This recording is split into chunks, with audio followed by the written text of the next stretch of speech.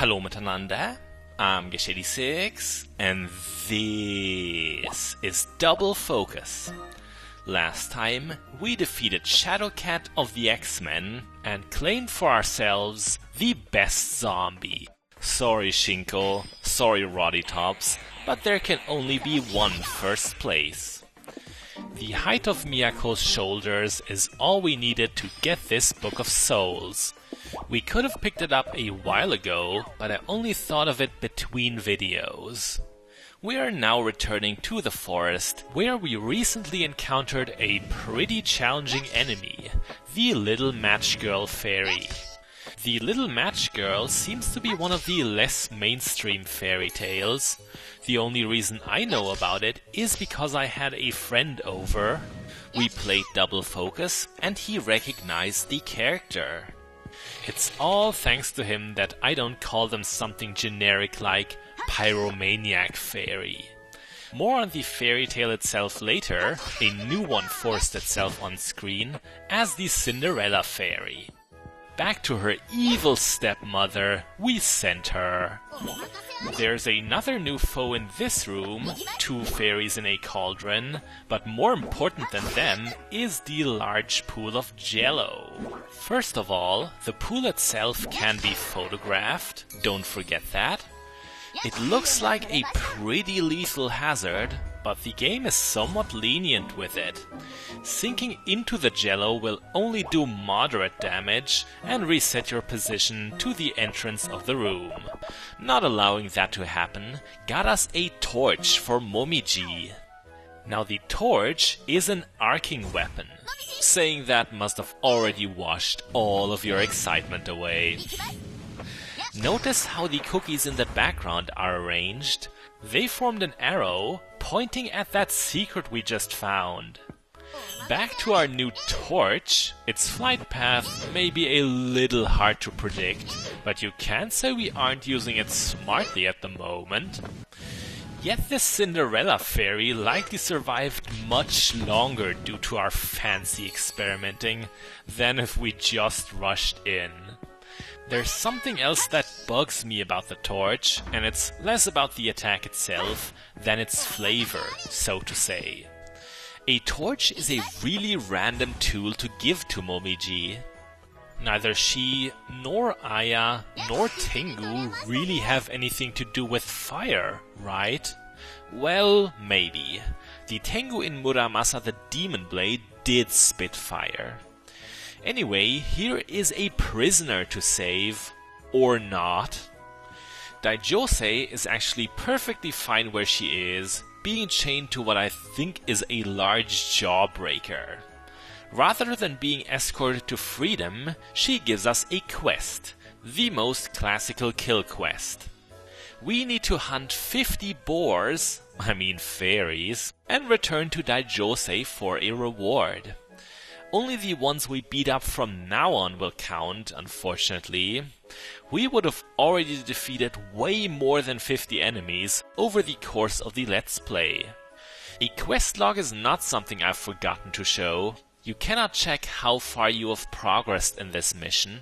You either have to keep count in your head, or just guess when you're done. We definitely won't be in this video because 50 enemies is quite a few in Double Focus. This is not the kind of game that swarms you with lots of forgettable foes. The density in the enemy placement is quite low, but the ones that are there do matter.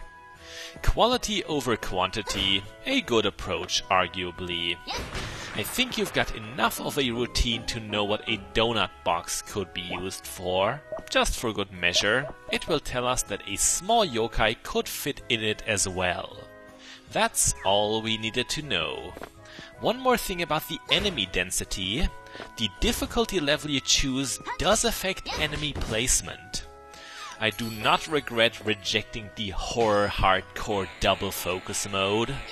That one puts another Lion Rider in the second room of castle area, and he will kill you in a single hit.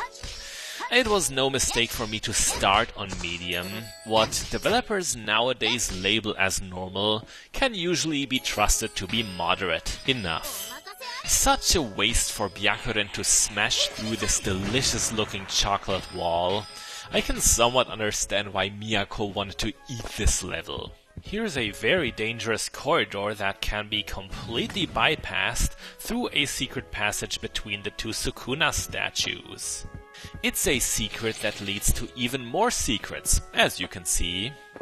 I thought there were additional pickups concealed by the treetops in here, but no, it's just the Book of Souls, which is well and good enough. Now the following chamber, I just wanted to show you that it's there. The portal book we see is bait. It is a grave mistake to explore any further until we have a certain ability. We'll keep the place in mind and return there once we do. This tunnel, seriously, it's grueling if you decide to fight the 3 enemies with that low ceiling. Especially the big bad wolf fairy is a problem if you can't jump at all. It could have a grim outcome, badumshk. Brothers Grimm actually really censored that story. In earlier versions, the Little Red Riding Hood was just killed and eaten. We should not keep Kisume waiting any longer, so we'll set down another warp right here. This room continues below. I recommend you avoid having your own portal at its bottom, as the Cinderella fairies make climbing it up harder than down. Our eccentric friend shall no longer be cursed. This cardboard donut box will make her look like a homeless person, but it is by all means an upgrade. A flimsy upgrade that will likely not survive the next rainstorm. Nevertheless, we are given Beast. The only person beastly enough to use Beast is Momiji. This is another worthwhile passive that will reduce any loss of stamina. Doesn't matter if you attack, sprint or block, it will always be useful. I believe Aya has an equivalent skill, but I can't remember off the top of my head when you'll get it. Thanks for that, Kisume the donut hole. One quick recovery from the Jizo, and we're off to the turf of the Cinderella fairies again. These girls really didn't understand that they just needed to lose 1 pair of slippers for the prince to find them. Said prince is likely buried under them now. How are glass slippers so lethal to our heroes anyway? They must be like Oddjob from James Bond. That heel would go straight into someone's jugular. Alice is being a great help for our descent here. No risk whatsoever, so long as we're a little patient. We're about to come to an event I've been looking forward to since the Let's Play started. It has to do with Tei Inaba here. The rabbit demon may not be among my absolute favorites, but, well, you'll understand as this unfolds. Barging in on her scheming, we learn that the reason so many fairies are entering the book world is because Tei is setting up traps. Obviously, not many fairies would read a book on their own, except maybe Luna Child, who didn't make it into this game. Tei is really getting on Aya's nerves. She is not our friend and we won't be doing any quests for her because she stinks of lies. Momiji is very accustomed to the smell of a liar, thanks to being around Aya so much. How charming. At that moment, one of our usually passive companions brings herself into the conversation. Think back to why we fought Byakuren. She was looking for her stolen air scroll, and her suspicions are on Tei.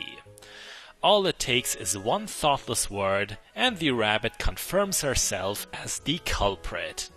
She has the audacity to want something in return for the scroll. Well, Byakuren has something for you. Something you deserve. I told you this scene was going to be good. Byakuren triumphantly regains her magical air scroll, and everyone is happy. Everyone who matters, at least. Oh, what a paragon our magician friend is. Don't mind Aya and Momiji right now, they're just a little overwhelmed by this brilliant display of Buddhist justice and virtue. Real talk, I've had mixed feelings at some points during my first playthrough of Double Focus. It's moments like these that make it not just worth playing, but worth let's playing in my opinion. As for Tay's photo, it doesn't matter if you take it before talking to her, or when she's already a quivering bundle of agony. Giant Aerial Slash is an almost universal upgrade to Aya's default Aerial Slash. It's bigger, it's stronger, it goes further, and uses more stamina. It's very welcome for us, because even Perfect Shot made Aerial Slash barely worth using. This goes much better with it. There are so many breakable walls in Candyland, and their placement is more obscure than in the early game. This was a good example. You've got to be diligent to find that one up there. Speaking of the early game, giving Tay the proper treatment makes someone arrive in desert area. It makes little sense to go all the way back there now. We'll visit that person once we have a reason to comb through older areas. The time for that will come. Got all the secrets of this room and only one enemy remains. I promise to tell you more about the Little Match Girl.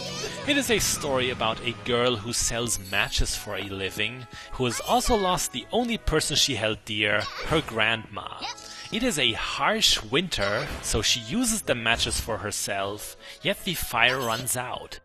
In hypothermic delirium, she remembers the better days of her life, and in the end, dies. It is not the best story to lift your spirits.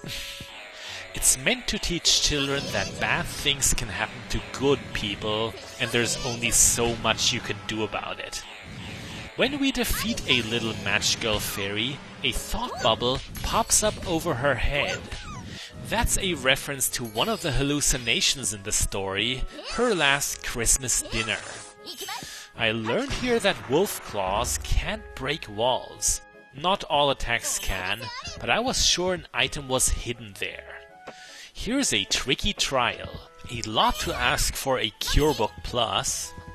You have to run up as Momiji, switch to Aya at the zenith, and do the dash before you lose any height. Quite a finger-twisting maneuver, even for the experienced. The room we saw a glimpse of is awful. My suggestion? Rush in, grab the prize, and leave fast. Faster than we did. Good thing Aya had all that health to spare. If anything, this proved that the Cauldron Fairies can be a huge pain. I have to call them that because I can't tell what the fairy tale that enemy is based on could be.